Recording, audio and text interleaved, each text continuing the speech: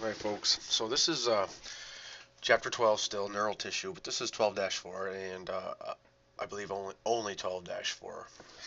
So let's start talking about this. This is 12-4 is about the resting membrane potential. So we understand where the resting membrane potential is, and then we can start talking about changing that resting membrane potential and what we call depolarization, repolarization, and even hyperpolarization at times. So let's start talking about the resting membrane potential. Well, first of all, the resting membrane potential right here in nerve cells is about negative 70 millivolts. And what that means is the inside of the cell is negative relative to the outside of the cell. And by the way, this is the neuron. A muscle cell is probably about negative 90 millivolts. So the resting membrane potentials of many of our cells is around that negative 70 to negative 90 area, and it actually depends on what type of cell you're talking about. We're going to be talking about negative 70 quite often in this chapter. Realize that in other chapters you might see a negative 90 as a normal RMP, resting membrane potential. And the negative sign just means that the inside is negative relative to the outside. That's all it means. Now, because we have a resting membrane potential, we can change it. And when we change the resting membrane potential, we get things like graded potentials and action potentials. And we'll talk about how these graded potentials and action potentials help us send signals. So we'll talk about all that in the future. All right, the resting membrane potential, I'm going to play this video for you. What it is due to, and you can see these positive signs right here. It's because immediately on the outside of the membrane, there's a lot of sodium ions, Na+. And then inside the cell, there is a whole bunch of negatively charged proteins. And that's what makes the inside negative relative to the outside. Sodium can traverse the membrane through specific channels, but the negatively charged proteins cannot traverse the membrane. They're too big. All right, so let's look at this resting membrane potential.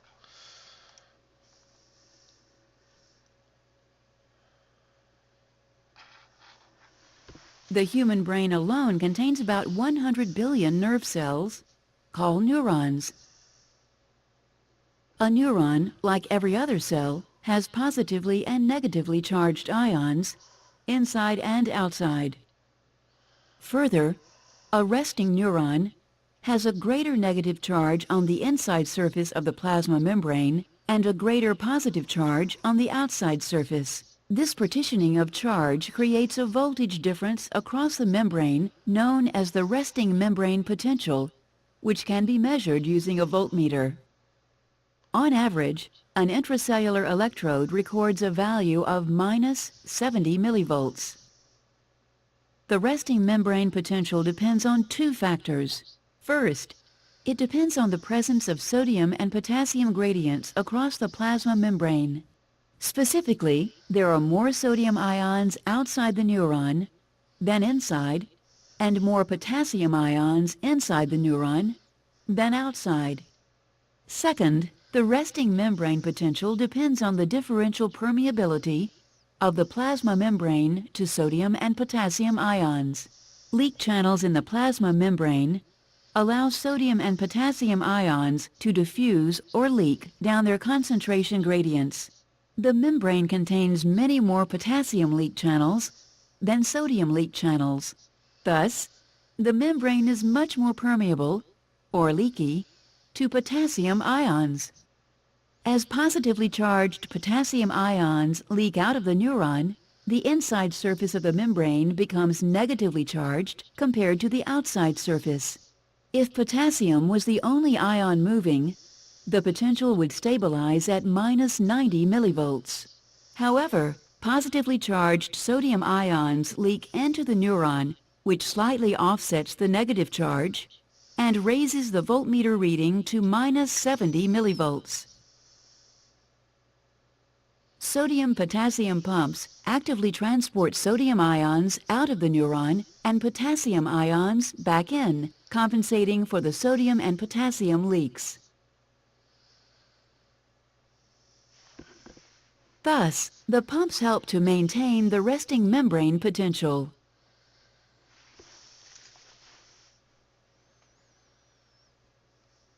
All right, folks. So you saw that the major extracellular cation is sodium, and the major intracellular cation is potassium. And then you saw that potassium leaks out more than sodium leaks in. So that gives the outside of the immediate outside of the membrane a relative positive charge, and then the inside of the cell a relative negative charge. And I did mention there's also negatively charged proteins on the inside of the cell. You can see that right here. Right here's your negatively charged protein that can't traverse the membrane, and that adds to the negative on the inside of the cell. Now, this is a resting membrane potential right here, and what it's showing you is if only potassium was moving. And since there's so much potassium on the inside of the cell, it will flow down its concentration gradient and flow out. So this is potassium flowing out. However, the inside of the cell is negatively charged. So that's an electrical potential. So I'm not talking about the chemical potential where potassium's high concentration on the inside and has a tendency to flow out. But I'm talking about the electrical potential where the negative charge on the inside is going to pull potassium in because opposite charges attract. So this yellow arrow right here is saying, okay, here's the chemical potential. Here's the chemical gradient. Potassium is going to flow out. And this white arrow right here is saying, okay, well, here's the electrical gradient. The negative on the inside is going to pull potassium back in. Well, who wins? Well, as it turns out, the electrical, if you add these together, the magnitude of potassium flowing out and the driving force of pulling potassium back in because opposite charges are attracted, and you say who wins, potassium flowing out wins slightly. And by the way, just so you realize this, the fat orange arrow, the medium-sized white arrow, and you add them together, you get this skinny orange arrow. So they're saying, and they're using width as a semi-quantitative demonstration here.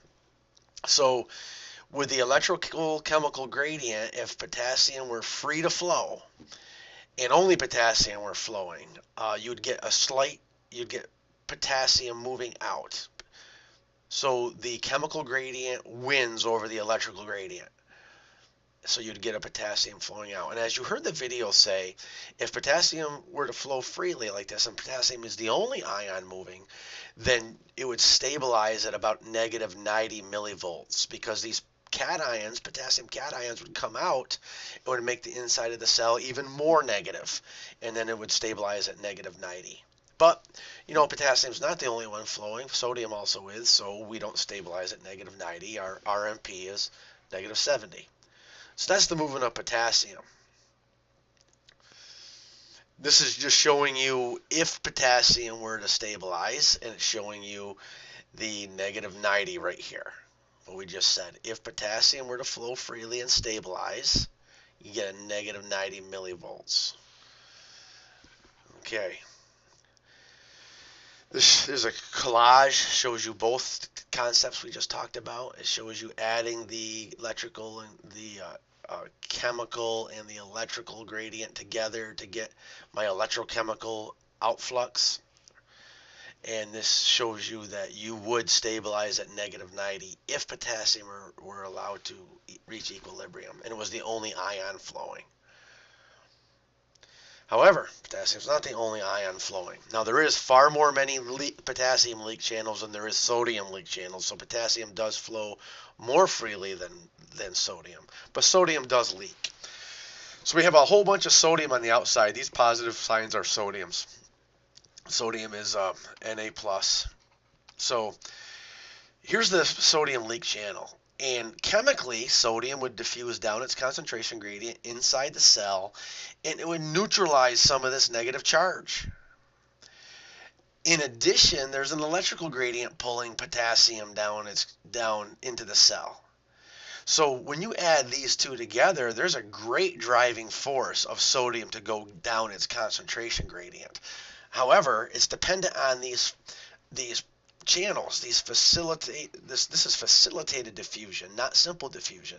So we need these sodium channels. And as you heard before, there's not that many of these sodium channels. But what would happen if sodium were allowed to flow freely and reach equilibrium? Well, what would happen is so much sodium would flow down into the cell that you would hit positive 66 millivolts. That's what you would hit. So if sodium were allowed to reach equilibrium, there would be a massive influx of sodium into the cell, and the inside of the cell would no longer be negative as compared to the outside of the cell. It would actually hit a positive 66 millivolts. All right, so that's the sodium gradient. This is the collage showing you the resting membrane potential and the equilibrium potential if sodium were allowed to reach equilibrium. And this collage shows you all of the concepts. Now, here's the two things that aren't mentioned here. Potassium, right here is potassium, and right here is sodium. We looked at each one flowing separately, and we said, if potassium were to flow, were to be the only ion flowing and were allowed to reach equilibrium, you'd hit negative 90. And we said if sodium were the only ion flowing and it was allowed to reach equilibrium, you'd hit positive 66. Well, how come our resting membrane potential is then negative 70? Well, because both are flowing at the same time. That's one reason. And there's far more potassium leak channels than there is sodium leak channels. Sodium is not allowed to leak as much as potassium because of the facilitated diffusion molecule, the sodium leak channels. In addition, we have a sodium-potassium pump, which returns sodium and potassium to their original location. It's called the sodium-potassium pump, or the sodium-potassium ATPase, because it actually does use ATP. And anything that ends in ase is an enzyme. So the sodium-potassium ATPase, or sodium-potassium pump, pumps sodium out and potassium back in after they leak. Now, you might think that's foolish that they leak through just so we have to use ATP to pump them back out. It seems like what we call in biology, it seems like a futile cycle. I mean, think about it. It seems like a futile cycle because sodium's leaking in, potassium's leaking out, and then the sodium-potassium pump pumps sodium out and potassium in. Well, that seems like a futile cycle. But as it turns out, our bodies use this to generate heat. Matter of fact, one of the things the thyroid hormone does, because you've probably heard of the thyroid hormone called T4, jacks up your metabolism. One of the things it does is it adds more leak channels into the membrane and more sodium-potassium pumps. So what the thyroid hormone does is it increases this futile cycle. And that generates more heat, so your metabolism increases. So yeah, it seems like a futile cycle and a waste of time, but our bodies use some of these futile cycles as for an advantage, like heat generation and things like that. We'll talk more about futile cycles in a bit. This shows you everything. This shows you the sodium leaking in, the potassium leaking out, the sodium-potassium pump replacing them. So this shows you the whole thing of maintaining the resting membrane potential. All right, that's the resting membrane potential. Now, other than these leak channels, we have some different gates. And now when I do 12.5 in a few minutes, these you're going to hear about depolarization and repolarization and action potentials. And the leak channels don't provide for that kind of thing. So we do have these leak channels, but we have other channels as well. And we have three classes of channels. The first one's called a chemically gated channel. And this channel is closed until opened, and it's opened by a chemical. So we call it a chemically gated channel. In this case, we're saying that the chemical is acetylcholine. Acetylcholine happens to be a neurotransmitter between two neurons, or between a neuron and a muscle, by the way. That's the major neurotransmitter between a neuron and a muscle. But there's lots of chemicals that do this. We're just using acetylcholine as an example, and you'll learn a whole bunch of different chemicals that open chemically gated channels. So let's just use acetylcholine. If we're talking about a chemical in general, we say it's a ligand. So sometimes we call these chemically gated channels a ligand or ligand gated channel. I say ligand, some people say ligand, because ligand's like saying car and not Volkswagen. Ligand is a generic term meaning all the chemicals that could possibly bind that receptor. So these chemically gated channels are sometimes called ligand gated channels. The example we're using is acetylcholine. Acetylcholine binds this channel and opens it.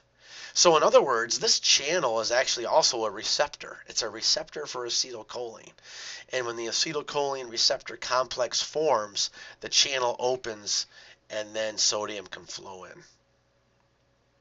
That's a chemically gated channel. We also have voltage gated channels. And what happens is these voltage gated channels have gates on them. You can see this activation gate here and this inactivation gate here. And these will change shape and open or close based on a change in voltage across the membrane. So remember, the resting membrane potential is negative 70.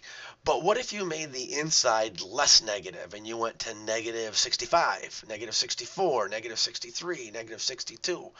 Well, at some point in time, that change is going to be significant enough that this gate open. And matter of fact, we might as well use the example from the chapter because it's pretty close to what causes this to open.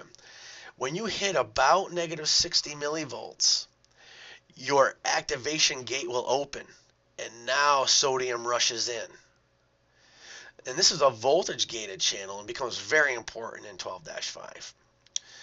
So by the way, what you're going to say, well, what about the inactivation gate? Well, what happens is you have a whole bunch of sodium rushing in now because this voltage gated channel's activation gate opened. Well, you went from negative 70 to negative, well, you actually opened the activation gate at negative 60. And then you went to negative 50 and negative 40 and negative 30 and negative 20 and negative 10 and 0 and 10 and 20 and 30. And about the time you hit 30 millivolts, a positive 30 millivolts, the inactivation gate shuts. So both these gates are dependent on a voltage difference. The threshold, the value at which they change shape and open or close, is different between the activation gate and inactivation gate. But that doesn't change the fact that both gates change shape based on a voltage change. So these are called voltage gated channels. And we'll talk about voltage gated calcium channels, and of course this one right here is a voltage gated sodium channel, and we have lots of voltage gated channels. We'll talk about them. And lastly, we have these mechanically gated channels, and they open or close based on a mechanical deformation. So a touch or pressure or stretch, any kind of mechanical deformation. When you take your finger and you press it on your skin and you can feel that, that's because there's a mechanically gated channel that opened and sodium rushed in and made the neuron, what I'm going to call right now until you learn the details, we'll call it firing. So mechanically gated channels are open when you have a deformation in the plasma membrane. So 3 classes of channels: chemically gated channels, also known as ligand gated channels, voltage gated channels, and mechanically gated channels. 3 big channels you have to memorize. Okay, when you have the resting membrane potentials start to change, but it's not self-propagating, we call this a graded potential. A graded potential is decremental, and what that means is it's not self-propagating. It gets weaker and weaker and weaker as it moves down the membrane. So if here's point 1 and here's point 2, by the time you get to point 3, not as many ions are flowing. It's a graded potential. It's decremental. It gets weaker and weaker and weaker. Versus an incremental potential, which would either stay the same strength or even get stronger as it moves down the membrane. So these graded potentials are what we call local potentials. And what they are is when sodium rushes in, you're going to say, why do I always keep saying sodium's rushing in? Because remember, who's on the outside to begin with? Sodium. I mean, why would someone else rush in if it's sodium on the outside, right? So my major cation on the outside of the cell is sodium. So who's going to rush in? Sodium. When sodium rushes in, flows down its concentration gradient, I get a local depolarization. I was polarized at negative 70. And so polarized at negative 70 millivolts. Well, when I went to negative 65 or negative 60, etc., that's a depolarization. I'm weakening the polarity across my membrane. Because a membrane wouldn't be polarized at all at zero. If it was 0 millivolts, it's not polarized at all. So I'm depolarizing as I go from negative 70 approaching 0. These local depolarizations are called graded potentials. That's what they're called. And they're just a local current. They don't travel a great distance at all. So these graded potentials are local currents, and they're not self-propagating. They're decremental. They are very important, as you will see in the future. But the big thing here is these graded potentials are not, that they are decremental, they are not self-propagating, and they're local. They stay in one area of the membrane. All right, so that's the graded potential. Now I should mention, well, actually let me go back here and mention. The graded potentials also have the ability to hyperpolarize. Graded potentials don't always have to be this depolarizing effect. They could be a hyperpolarizing effect. And you're going to say, well, how could they hyperpolarize? Well, one way you could hyperpolarize is you could pump or allow potassium and not sodium to flow out. I mean, you could allow potassium to flow out and not let any sodium flow in. Recall how you maintain resting membrane potential. Potassium flows out more so than sodium flows in, and then the sodium potassium pump swaps them anyway. But that's how we maintain negative 70. That potassium leaks out and sodium leaks in, but more potassium leaks out than sodium leaks in. And then the sodium potassium pump flips them, and everyone's happy. But what if you allowed potassium to leak out and you didn't have this, and you even decreased the number of sodium leak channels you had? Well, if that were the case, you would hyperpolarize, because what you just did is you took some positive charges from the inside and you put them outside. In other words, you made the outside more positive than resting. In other words, you made the inside more negative than resting. And that could be like a negative 80 millivolts, that would be hyperpolarized. Negative 90 millivolts would be hyperpolarized. So one way to do it is allow potassium to leak out and don't allow sodium to leak in. Or the other way you could do it is you could actually allow chloride to leak in. Chloride's a major extracellular anion. Anions are negative, if you recall.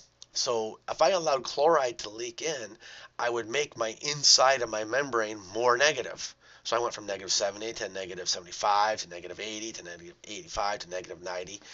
And I could allow chloride to leak in. So the two main ways I can hyperpolarize is allow chloride to leak in or allow potassium to leak out. So that's a hyperpolarization. And graded potentials can be hyperpolarizing or depolarizing. And this shows you that concept. Here's a depolarization, a graded potential depolarization right here.